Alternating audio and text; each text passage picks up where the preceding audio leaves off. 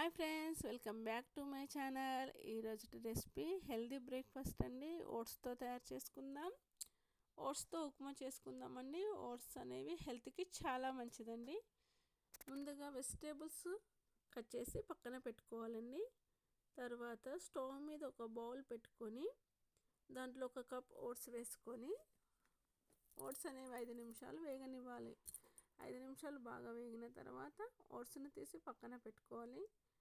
అదే బౌల్లో ఒక స్పూన్ ఆయిల్ వేసుకొని తాలింపు గింజలు, 5-6 పచ్చిమిర్చి, మనం ముందుగా సన్నగా తరిగిన ఉల్లిపాయ ముక్కలు వేసి 5 నిమిషాలు వేగనివ్వాలి.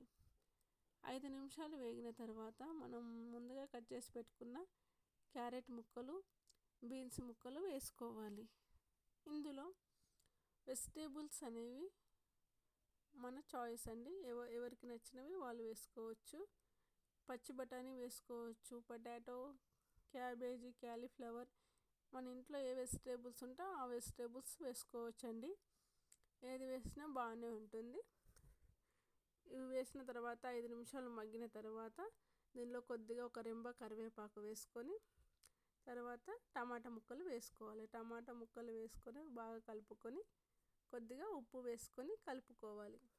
ఇలా కలుపుకున్న తర్వాత కొద్దిగా పసుపు వేసుకోవాలి.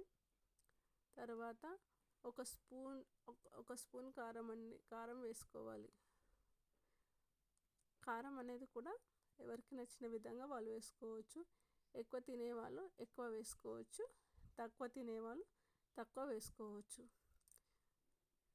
కారం వేసిన తర్వాత బాగా కలుపుకొని ఒక కప్ ఓట్స్కి 3 కప్పుల నీళ్ళు పోసుకోవాలండి.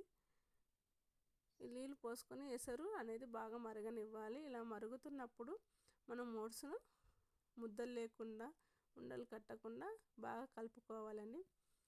సిమ్లో పెట్టుకొని బాగా 5 నిమిషాలు బాగా కలుపుకోవాలి.